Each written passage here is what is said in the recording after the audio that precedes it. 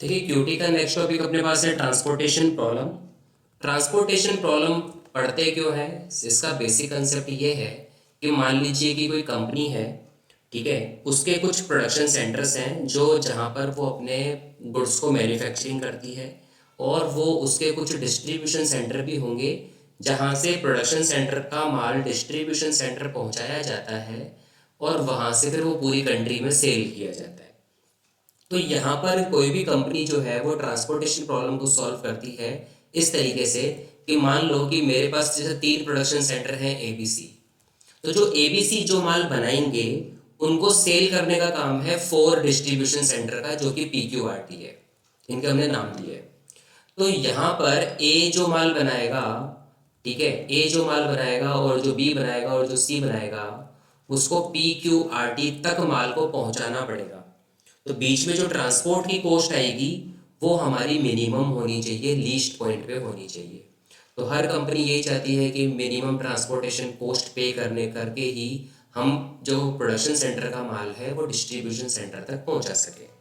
बस एक सिंपल सी प्रॉब्लम के लिए हमें क्या करना होता है, इसको स्टडी करना होता है।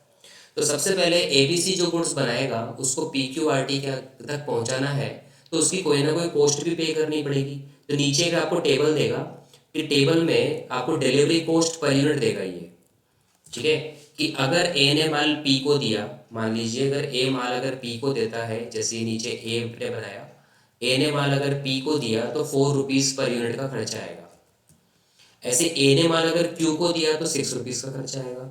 इसी तरीके से ए ने अगर आर को माल दिया तो 22 का खर्चा आएगा, और टी को दिया तो 14 रुपीज़ का खर्चा आएगा। उसी तरीके से बी का भी एक्सपेंडिचर दिया हुआ है कि बी अगर वो पी क्यू आर टी को देगा तो क्या क्या खर्चा आएगा।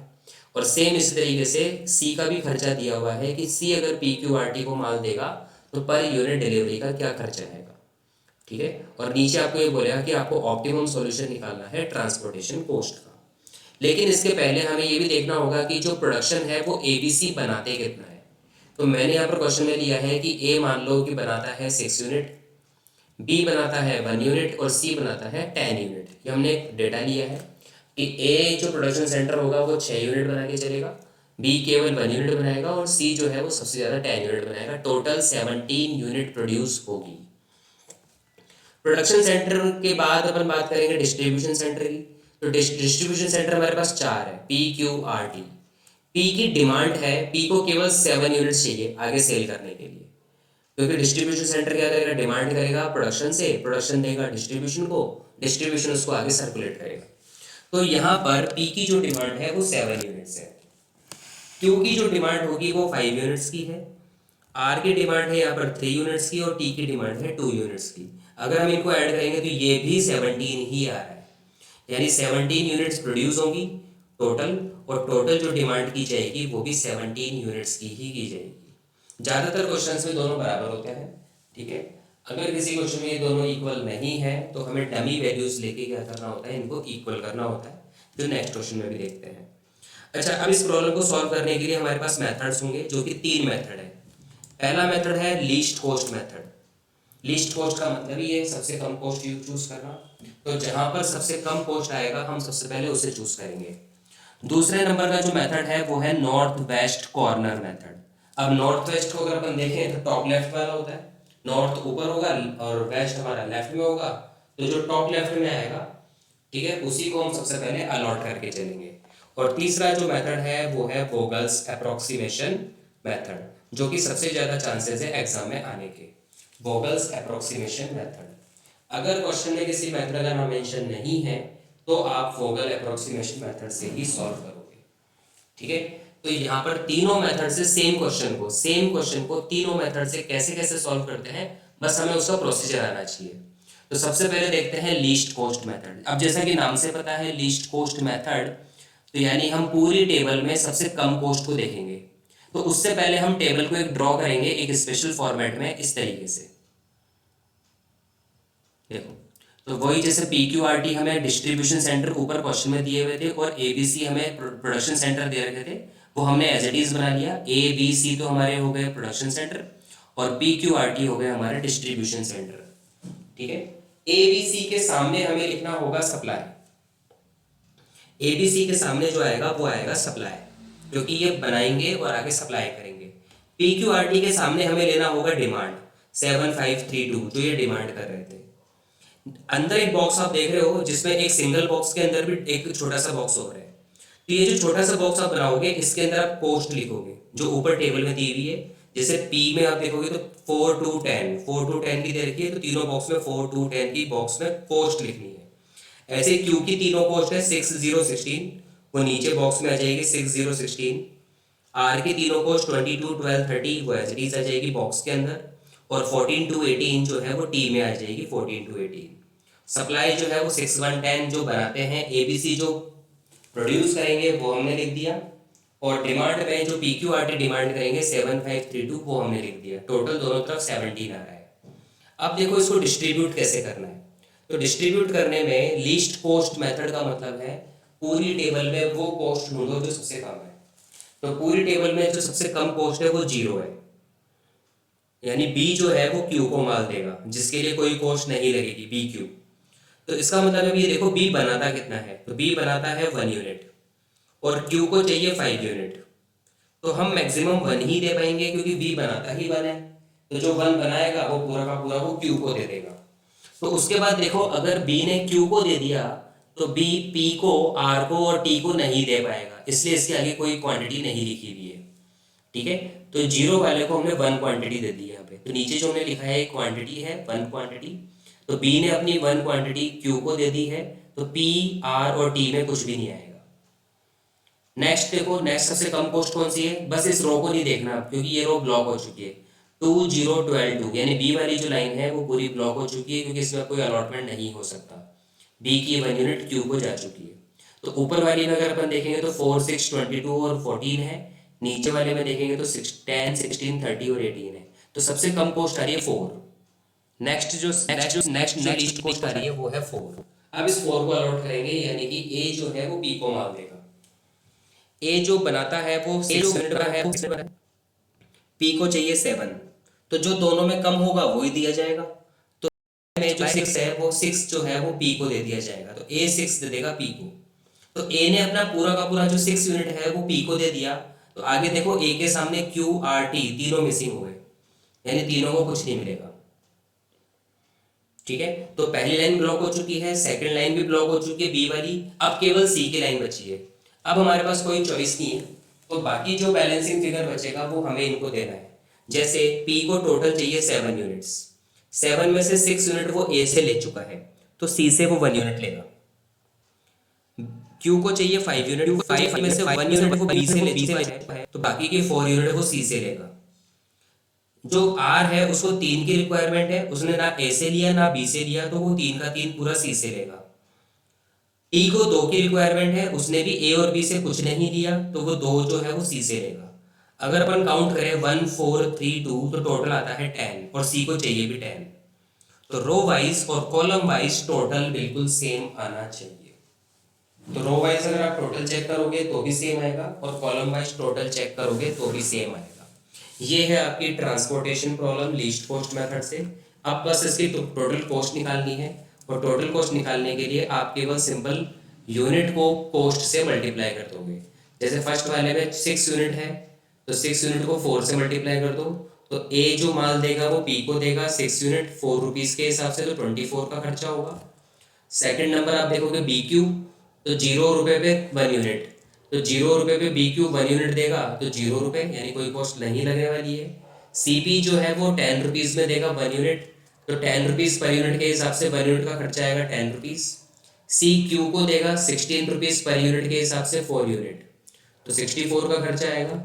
CR को देगा 30 रुपीज़ पर यूनिट के हिसाब से 3 यूनिट्स, तो 90 रुपीज़ का खर्चा आएगा। और CT जो है वो 18 रुपीज़ के हिसाब से 2 यूनिट देगा, तो 36 का खर्चा आएगा। तो कुल मिला के 2 to 4 का खर्चा आएगा लीस्ट कॉस्ट मेथड के हिसाब से। अगर क्वेश्चन आता है तो इतना सा सॉल्यूशन है। ये 20 मार्क्स का क्वेश्चन आपके दोनों क्लास में आता है, चाहे BBA हो चाहे BCom हो।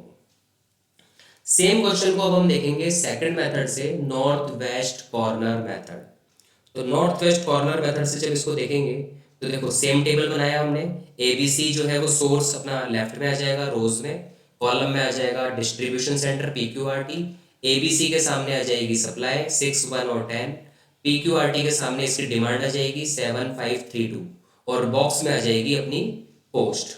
बॉक्स आप चाहो तो बॉक्स जो एक AP का कॉलम है वो लेफ्ट में बना सकते हो, राइट में बना सकते हो, कोई इशू नहीं है, होना उसी के अंदर चाहिए। अब इसका नॉर्थ वेस्ट का मतलब होता है टॉप लेफ्ट, नॉर्थ वेस्ट इसका मतलब टॉप लेफ्ट। तो पहले पहले टॉप लेफ्ट को दो, तो सबसे पहले ऊपर और सबसे लेफ्ट में कॉलम बनता है AP। ए जो है वो P को माल देगा, तो A बनाता है, सप्लाई करता है 6 यूनिट की, P को चाहिए 7 यूनिट, तो हम मैक्सिमम 6 ही दे पाएंगे जो बना रहे हैं। तो A ने देखो P को 6 यूनिट दे दिया, यानी A अपना पूरा का पूरा 6 इसको दे देगा, तो Q को, R को, T को नहीं दे पाएगा। तो फर्स्ट लाइन जो है वो पूरी की पूरी ब्लॉक हो जाएगी, ठीक है, केवल A P को माल देगा 6। अब इसके बाद टॉप लेफ्ट देखेंगे, टॉप लेफ्ट, तो फर्स्ट लाइन तो ब्लॉक हो चुकी है, तो टॉप और लेफ्ट देखेंगे तो अगली लाइन ये वाली आएगी जो BP है, BP top left north west. तो B जो है वो केवल 1 यूनिट बनाता है और P को भी 1 ही चाहिए क्योंकि 7 में से 6 की रिक्वायरमेंट फुलफिल हो चुकी है। तो P को 7 में से 6 मिल चुका है, 1 यूनिट वो B से लेगा, ठीक है, और B बनाता भी 1 है, तो P भी ब्लॉक हो गया। देखो P को अगली वेब यूनिट अपन देनी नहीं है क्योंकि 7 यूनिट मिल चुकी है, और B 1 बनाता है तो QRT को भी वो कुछ नहीं देगा। तो ऊपर की फर्स्ट लाइन भी ब्लॉक हो गई, सेकंड लाइन भी ब्लॉक हो गई, और CP वाला जो बॉक्स है वो भी ब्लॉक हो चुका है। तो केवल ये तीन ब्लॉक हमारे पास एंड में बचेंगे, तो बाकी जो रिक्वायरमेंट है वो इन तीनों को दे दो, यानी पूरी 5 अपन 5CQ को दे देगा, R की जो 3 की रिक्वायरमेंट है वो C पूरी करेगा, और जो T की 2 की रिक्वायरमेंट है वो भी C पूरी करेगा। तो 5 3 2 टोटल मिला के 10 हो जाएगा। फिर इनको मल्टीप्लाई कर लेंगे, ये नॉर्थ वेस्ट कॉर्नर आपका खत्म, ठीक है। लेकिन इसके बाद जो सबसे मोस्ट इंपॉर्टेंट है जो एग्जाम में आएगा वो है Vogel approximation method. Same question same table, बस इसमें आपको राइट में और नीचे कुछ आपको जगह चाहिए होगी ब्लैंक स्पेस के लिए। तो ये वाली इसको हम बोलते हैं रो पेनल्टी, जो मैंने राइट में बनाया है उसको हम बोलते हैं रो पेनल्टी, और नीचे जो बनाया है उसे बोलते हैं कॉलम पेनल्टी।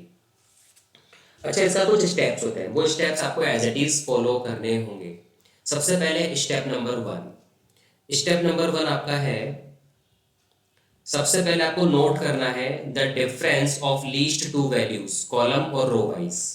सबसे पहले दो सबसे छोटी वैल्यूज का रो वाइज और कॉलम वाइज आपको डिफरेंस नोट करना है। तो चलो रो वाइज देखते हैं पहले। तो रो वाइज में मैंने ऊपर हेडिंग डाल दिया सबसे पहले नंबर 1, ठीक है। इस नंबर 1 में सबसे पहले आपको डिफरेंस लेना है रो वाइज। तो रो में पोस्ट देखो कौन कौन सी है, 4 6 22 और 14। तो 4 6 22 14 की सबसे दो छोटी कोस्ट पकड़ो आप, सबसे दो छोटी कोस्ट। तो सबसे छोटी वैल्यू है 4 और 6। अब इन दोनों का डिफरेंस लो, तो 4 और 6 का डिफरेंस कितना हो गया, 2, ठीक है। तो इसके सामने आप लिख दोगे 2, ये रो पेनल्टी नंबर 1 के सामने आप 2 लिख दोगे, ठीक है। रो पेनल्टी नंबर 1 2 आ गई। इसके बाद दूसरी रो देखो, दूसरी रो की मिनिमम वैल्यू है 2 0 12 2, तो सबसे दो छोटी वैल्यू तो 0 और 2, तो 0 और 2 का डिफरेंस भी 2 ही आएगा। इसी तरीके से तीसरी रो का डिफरेंस देखो, तो तीसरी रो में मिनिमम 2 वैल्यू, तो मिनिमम 2 वैल्यू में एक तो आ जाएगी 10 और एक आ जाएगी 16, तो 10 और 16 का डिफरेंस 6। तो ये देखो रो पेनल्टी 3 आ चुकी है, 2 2 और 6। इसी तरीके से कॉलम का भी लगाओ। तो सबसे पहले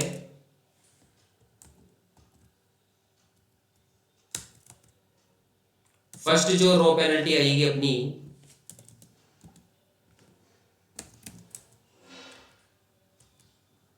ठीक है, वो आएगी कॉलम। तो कॉलम में है 4 2 और 10, तो 4 2 और 10 की मिनिमम दो वैल्यू है 2 और 4, तो 2 और 4 का डिफरेंस आ जाएगा 2। इसके बाद सेकंड 6 0 16, मिनिमम दो वैल्यू है 0 और 6, तो 0 और 6 का डिफरेंस आ जाएगा 6। इसके बाद नेक्स्ट 22 12 और 30, मिनिमम दो वैल्यू है 12 और 22, तो 12 और 22 का डिफरेंस हो गया 10। नेक्स्ट जो है वो है 14 2 और 18, तो मिनिमम दो वैल्यू है 2 और 14, यानी कि 2 और 14 का डिफरेंस हो जाएगा 12। ये पहला स्टेप है। सबसे पहले आपको रो वाइज और कॉलम वाइज क्या करना है, मिनिमम दो वैल्यूज का डिफरेंस लेके चलना है। उसके बाद step number 2, choose the highest difference. इन सब में आपको हाईएस्ट डिफरेंस चूज करना है और उसमें एंटर करना है, चाहे वो कॉलम में हो चाहे वो रो में हो। और एंटर करने के बाद आपको मिनिमम कोस्ट चूज करनी है और यूनिट अलॉट करनी है। देखो कैसे, सबसे पहले आपको क्या करना है, सबसे बड़ा डिफरेंस देखो कहाँ आ रहा है, रो और कॉलम दोनों में। ये 1 पूरा है रो वाइज और कॉलम वाइज, तो इन सब में सबसे बड़ा जो डिफरेंस आ रहा है वो 12 आ रहा है। 12 अपन इसको डार्क कर देते हैं 12, यानी कि 12 के सामने वाले कॉलम में एंटर करेंगे अपन। तो 12 के सामने कॉलम में मैं जाऊंगा तो 14, 2 और 18 आएगा। इन तीनों में मिनिमम कॉस्ट चूज करूंगा यानी कि 2, यानी कि और इसको यूनिट अलॉट करूंगा। 2 का मतलब हो गया बी जो है वो टी को देगा, बी वाला टी को देगा, तो बी बनाता है 1 यूनिट, टी को चाहिए 2 यूनिट, तो हम 1 ही दे पाएंगे। तो ये 2 रुपए पे अपने 1 यूनिट इसको अलॉट कर दिया। तो जैसे ही ये 1 यूनिट अलॉट होगा, बी की पूरी रो ब्लॉक हो गई, क्योंकि बी अपनी 1 यूनिट टी को दे रहा है तो वो पी क्यू आर को नहीं दे पाएगा, तो हमेशा के लिए ये ब्लॉक हो गया। अभी भी हमारे पास फर्स्ट रो और लास्ट रो बची है, तो हम क्या करेंगे, दूसरी बार इस स्टेप को रिपीट करेंगे सेकंड टाइम। तो अब हम इसको वापस सेकंड टाइम रिपीट करेंगे सेम स्टेप, ठीक है। देखो कैसे, अब सेकंड वाले में वापस से देखेंगे तो वही 4 और 6 का डिफरेंस आएगा 2, ठीक है। इस वाले का तो ये पूरी रो ब्लॉक हो चुकी है, इसलिए डैश डैश लगा देना, क्योंकि बी वाली पूरी रो ब्लॉक हो चुकी है। बी ने अपना 1 मान यहाँ पे दिया है, फर्स्ट नंबर पे यहाँ दिया है। सी जो है वो सी का जो डिफरेंस है 6 का 6 ही आएगा, क्योंकि इसमें कोई अपने अभी तक प्लस माइनस नहीं किया है। इसके बाद यहाँ पर आ जाएगा अपना, ठीक है, यहाँ पर डिफरेंस आ जाएगा। अब ये 2 अपन काउंट नहीं करेंगे, क्योंकि ये बी वाली लाइन ब्लॉक हो चुकी है, बी वाली लाइन पूरी की पूरी ब्लॉक हो चुकी है, इस 2 को कंसिडर नहीं करेंगे। अब मिनिमम 2 कॉस्ट केवल 4 और 10 है, तो 4 और 10 का डिफरेंस 6, 4 और 10 का डिफरेंस 6। अगली वाली में 0 कंसिडर नहीं करेंगे, क्योंकि बी की लाइन ब्लॉक हो चुकी है, तो 6 और 16 का डिफरेंस लेंगे 10। अगली बार में 12 को कंसिडर नहीं करेंगे, 22 और 30 का डिफरेंस लेंगे 8। और उसकी अगली वाली में 2 को कंसिडर नहीं करेंगे, 14 और 18 का डिफरेंस ले लेंगे 4। तो पहले मिनिमम 2 का डिफरेंस, उसके बाद सबसे बड़ा डिफरेंस, तो सबसे बड़ा डिफरेंस 10 आ रहा है, तो 10 में अपन एंटर करेंगे, चाहे वो रो वाइज हो चाहे वो कॉलम वाइज हो। तो रो वाइज अपने को 10 सबसे बड़ा डिफरेंस मिल रहा है, इसमें एंटर करो और मिनिमम कॉस्ट देखो, वैसे 0 है पर 0 वाली लाइन ब्लॉक हो चुकी है, तो 6 और 16 में अपन 6 को लेंगे सबसे मिनिमम कॉस्ट। तो 6 का मतलब है ए माल देगा क्यू को, तो ए बनाता है 6 यूनिट, क्यू को चाहिए 5 यूनिट, तो उसको 5 ही चाहिए, तो अपन 5 ही दे पाएंगे। जो दोनों में कम है, सप्लाई या डिमांड में जो कम होगा वो ही दे पाएंगे। तो 5 यूनिट हमने इसको दे दिया। तो क्यू को जैसे 5 यूनिट आप दोगे तो क्यू बी और सी से कुछ नहीं लेगा, क्योंकि क्यू की 5 की डिमांड पूरी हो चुकी है। तो ऐसे क्यू का कॉलम ब्लॉक हो जाएगा, ऐसे बी की रो ब्लॉक हुई थी और ऐसे क्यू का कॉलम ब्लॉक हो जाएगा। अभी भी 2 रो और 2 कॉलम से ज्यादा बाकी है, इसलिए हम थर्ड टाइम और करेंगे, ठीक है। अभी हम थर्ड टाइम और करके चलेंगे। तो थर्ड टाइम देखो, अब इस बार क्यू ब्लॉक हो चुका है, तो मिनिमम कॉस्ट लेंगे 4 और 14, यानी कि इसकी मिनिमम आ गई 10 का डिफरेंस आ गया। बी तो ब्लॉक हो चुका है, इसलिए बी को ब्लॉक हो कर दो। सी जो है, सी में डिफरेंस क्या रहेगा, देखो 16 तो ब्लॉक हो चुका है, क्योंकि क्यू पूरा ब्लॉक हो चुका है। तो अब मिनिमम 2 कॉस्ट आ गई 10 और 18, तो यानी कि इसका डिफरेंस आ जाएगा 8। वैसे ही अगर अपन कॉलम वाइज देखेंगे तो वही 4 और 10 का जो कॉलम का डिफरेंस होगा वो 6 आ जाएगा, ठीक है। क्यू कॉलम ब्लॉक हो चुका है, इसलिए डैश लगा देंगे, क्योंकि ये ब्लॉक हो चुका है। आर का 8 ही रहेगा, क्यों, क्योंकि वही 22 और 30 ब्लैंक है। उसके बाद 14 और 18 ब्लैंक रहेगा 4। सबसे बड़ा डिफरेंस, तो रो इधर कॉलम वाइज तो सबसे बड़ा डिफरेंस 8 है, और रो वाइज सबसे बड़ा डिफरेंस 10 है, तो अपन 10 में जाएंगे। रो और कॉलम वाइज जो सबसे बड़ा डिफरेंस होगा हम उसको जाएंगे और उसमें एंटर करेंगे। रो में एंटर करने के बाद सबसे मिनिमम कॉस्ट अपने को मिलेगी 4। तो 4 का मतलब है ए बी, तो ए बनाता है 6, 6 में से वो 5 क्यू को ऑलरेडी दे चुका है, तो पी को केवल 1 ही दे पाएगा। ए क्यू को पहले ही 5 यूनिट दे चुका है, ठीक है, तो हम केवल पी को 1 यूनिट ही दे पाएंगे। तो 5 और 1 6 हो गया, तो ए पूरा ब्लॉक हो गया। तो बी पहले ही ब्लॉक हो गया था, तो ए ब्लॉक बी ब्लॉक, तो केवल सी बचा है, और सी में भी केवल ये पी आर और टी बचा है, क्योंकि क्यू भी ब्लॉक हो चुका है, ठीक है। तो अब जो बैलेंस बचेगा वो इन तीनों को दे दो, क्योंकि लास्ट लाइन बची है, लास्ट लाइन के लिए ये अलॉटमेंट करने की रिक्वायरमेंट नहीं है। तो 7 डिमांड में से 1 डिमांड तो उसने पी को पूरा कर दिया, तो 6 सी से लेगा, क्योंकि 5 डिमांड पहले ही पूरी हो चुकी है, ब्लॉक हो चुका है। आर की 3 डिमांड जो है वो पूरी की पूरी सी से लेगा क्योंकि उसने ए बी से नहीं लिया है। और टी की जो 2 डिमांड है वो 1 डिमांड वो बी से ले चुका था पहले, तो 1 डिमांड जो है वो सी से लेगा। बस इसके बाद इनको मल्टीप्लाई कर दो, क्वांटिटीज को मल्टीप्लाई कर दो, आंसर आ जाएगा। मल्टीप्लाई वैसे ही करना है जैसे करते हैं 4 into 1, 6 into 5, 2 into 1, 10 into 6, 30 into 3 और 18 इंटू 1। इनका टोटल लगा लेंगे, टोटल कॉस्ट आ जाएगी हमारी।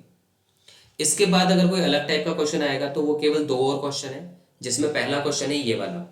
देखो एक्स वाई जेड तो हमारे प्रोडक्शन सेंटर है और ए बी सी जो है वो हमारे डिस्ट्रीब्यूशन सेंटर है।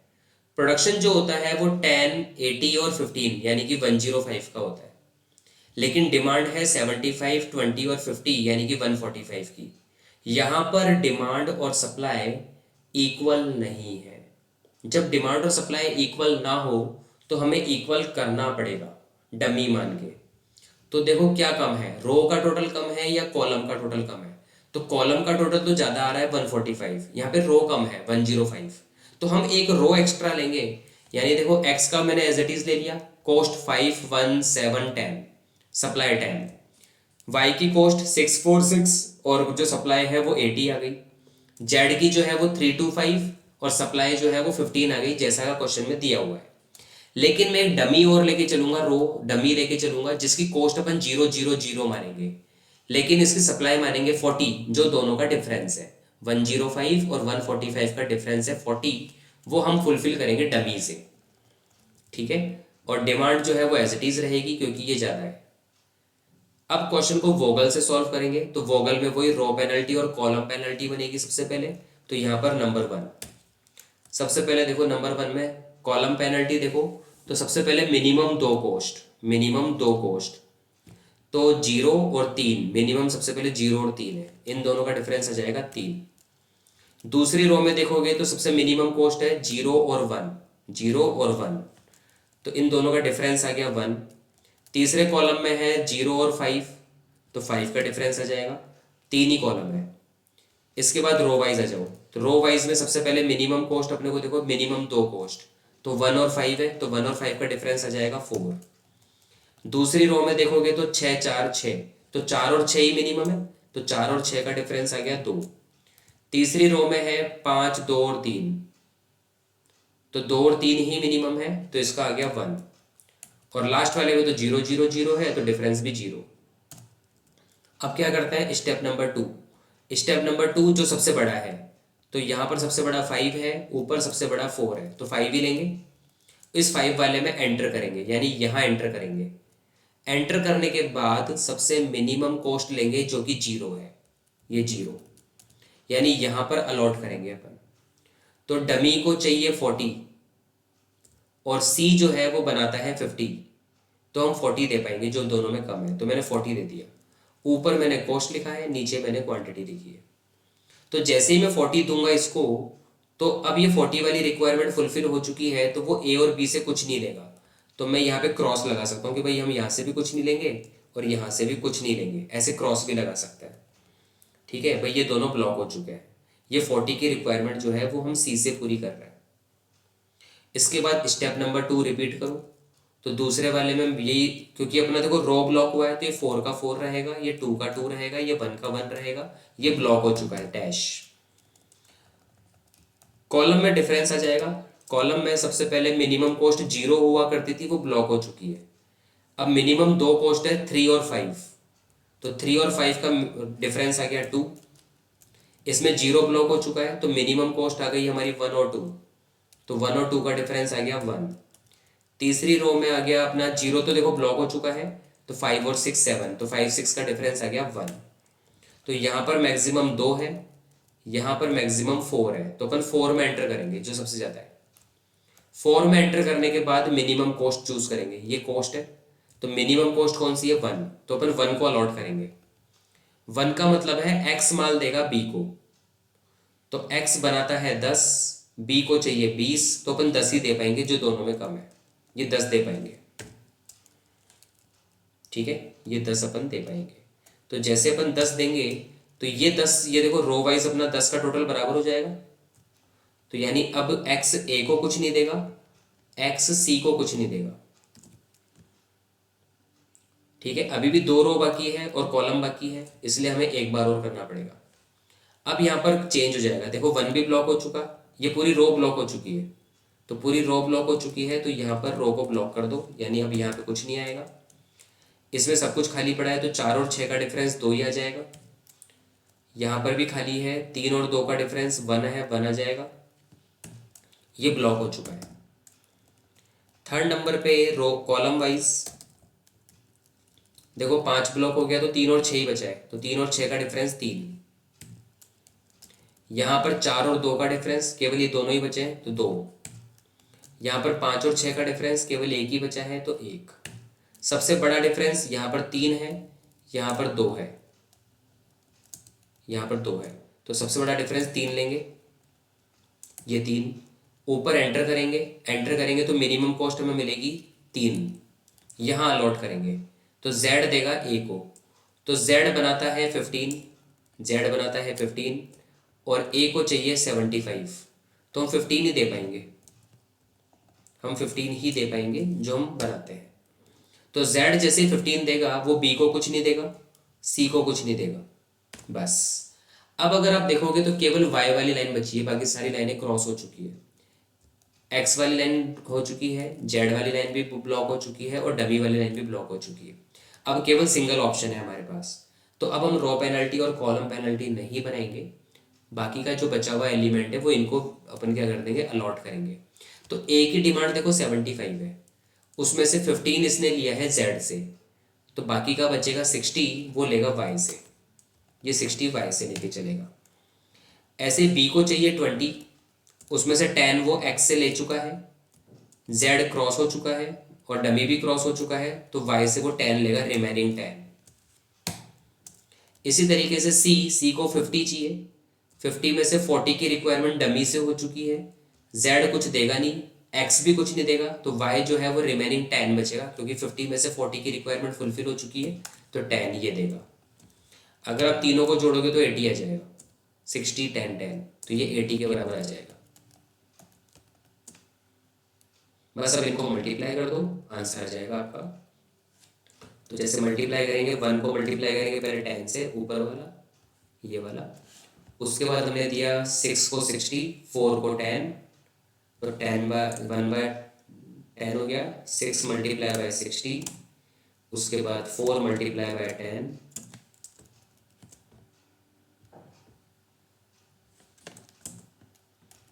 उसके बाद हो गया अपना 6 मल्टीप्लाई बाय 10, फिर है 3 इंटू 15, देन उसके बाद है 0 इंटू 40। तो इसका तो डमी का तो फर्क ही नहीं पड़ेगा, क्योंकि 0 से वो 0 हो जाएगा। ठीक है, 0 इंटू 40, तो यहाँ पर इनको मल्टीप्लाई करके आंसर आ जाएंगे 10, इसका आंसर आ जाएगा 360, इसका आंसर आ जाएगा 40, सॉरी 610 है ये, 410 ये 610, तो 60, 315 का आंसर आ जाएगा 45 और 040 का आंसर आ जाएगा 0। टोटल अगर अपन करेंगे तो टोटल कॉस्ट आ गई हमारी, सबको जोड़ लेंगे अपन, तो 10, 370, 410, 470, 515, तो 515 हमारा आंसर आ जाएगा टोटल। ये है ट्रांसपोर्टेशन प्रॉब्लम। ठीक है, इस ट्रांसपोर्टेशन प्रॉब्लम में एक आखिरी जो क्वेश्चन है वो आ सकता है मैक्सिमाइज का, यानी अगर आपको कॉस्ट ना देके प्रॉफिट दे सकता है। देखो नीचे नीचे देखोगे तो प्रॉफिट रेलेवेंट है ये, या सेल्स दे देगा या प्रॉफिट दे देगा। इसका मतलब ये जो आपको कॉस्ट दी हुई है, कॉस्ट नहीं है, ये सेलिंग प्राइस है, ये प्रॉफिट है। या तो ये सेलिंग प्राइस होगा या ये प्रॉफिट होगा, प्रॉफिट पर यूनिट दे रखा है आपको। इसको मिनिमाइज नहीं बोलते, इसको मैक्सिमाइज क्वेश्चन बोलते हैं। अब मैक्सिमाइज क्वेश्चन को सॉल्व करने के लिए हम इसको पहले कन्वर्ट करेंगे मिनिमाइज के अंदर। तो कुछ नहीं करना है, पूरी टेबल की सबसे बड़ी वैल्यू फाइंड आउट करो। पूरे टेबल में सबसे बड़ी वैल्यू देखो 95 है, और 95 में से सबको माइनस कर दो, 95 में से सबको माइनस कर दो, तो ये बन जाएगा मिनिमाइज। देखो कैसे, 95 में से 95 को माइनस करोगे तो देखो 0 आ गया। मैंने येलो कलर में लिखा है मिनिमाइज कन्वर्ट करके, 95 में से 75 जाएगा तो 20, 95 में से 70 जाएगा तो 25, और 95 में से 60 जाएगा तो 35। ये तो पी की वैल्यू आ गई। ऐसे 95 में से 80 माइनस करेंगे तो क्यू में आ जाएगा 15, 95 में से 65 माइनस होगा तो 30, 95 में से 45 माइनस होगा तो 50। इस तरीके से पूरी टेबल माइनस कर दो आप। ठीक है, ऊपर आपको अलॉटमेंट दिया हुआ, ये सप्लाई दे रखी है आपको 70, 40, 90 और 30, तो वो तो सप्लाई में आ जाएगा 70, 40, 90, 30 यानी कि 230, और डिमांड आ जाएगी 40, 50, 60, 60। तो 40, 50, 60, 60 मैंने डिमांड नीचे रख दी है। अगर मैं इनका टोटल करूँगा तो 210 आता है, तो 20 कम आता है, तो 20 कम आएगा तो 20 के लिए अपन डमी बना देंगे, ये 20 के लिए अपन डमी बना देंगे। ठीक है, और कोस्ट अपन ले लेंगे 0, 0, 0, 0। सॉल्व बिल्कुल वैसे ही करेंगे जैसे पहले किया है, बस यहाँ पर डिफरेंस ये है कि जब मल्टीप्लाई करेंगे तो इस टेबल वैल्यू से मल्टीप्लाई नहीं करेंगे, इनकी ओरिजिनल वैल्यू से मल्टीप्लाई करेंगे। फॉर एग्जांपल जैसे देखो मैंने 40 अलॉट किया, पी ए ने पी को अलॉट किया 40, तो 40 को 0 से मल्टीप्लाई नहीं करेंगे, 0 की जगह ओरिजिनल वैल्यू 95 है, तो 40 को 95 से मल्टीप्लाई करेंगे। ठीक है, 40 को 95 से मल्टीप्लाई करेंगे। जैसे मैंने नेक्स्ट वाले को 30 दिया, तो इसको 15 से मल्टीप्लाई नहीं करेंगे, 15 की जगह देखो ऊपर 80 दिया हुआ है, तो आप 80 इंटू 30 मल्टीप्लाई करोगे। ऐसे ही 35 में 20 मैंने अलॉट किया बी ने आर को, तो बी आर की जो वैल्यू आ रही है वो 60 आ रही है, तो 20 को आप 35 से मल्टीप्लाई नहीं करोगे, आप 60 से मल्टीप्लाई करोगे। तो पहले क्वेश्चन को मैक्सिमाइज को मिनिमाइज में कन्वर्ट करो। ठीक है, सबसे बड़ी वैल्यू में सबको माइनस कर दो तो ये मिनिमाइज में कन्वर्ट हो जाएगा। फिर वोगल अप्रोक्सीमेशन मेथड से क्या करो, उसे सॉल्व कर दो, और एंड में जब मल्टीप्लाई करो तो ओरिजिनल वैल्यू से मल्टीप्लाई करो। ये जो येलो वाली शेडेड वैल्यू है वो नहीं लेनी है, ओरिजिनल वैल्यू से आपको मल्टीप्लाई करके चलना है, दैट्स इट। ये पूरा टॉपिक है आपका ट्रांसपोर्टेशन प्रॉब्लम्स का। ठीक है, इन 3 टॉपिक में से कोई एक टॉपिक जरूर बनता है, या तो मैक्सिमाइज का क्वेश्चन आ जाता है, या फिर ये अनइक्वल का आ जाता है जिसमें हमें डमी लेना होता है। ठीक है, या फिर एक सिंपल क्वेश्चन दे दिया जाता है जिसमें आपको तीनों में से कोई भी एक मेथड पूछ लिया जाता है।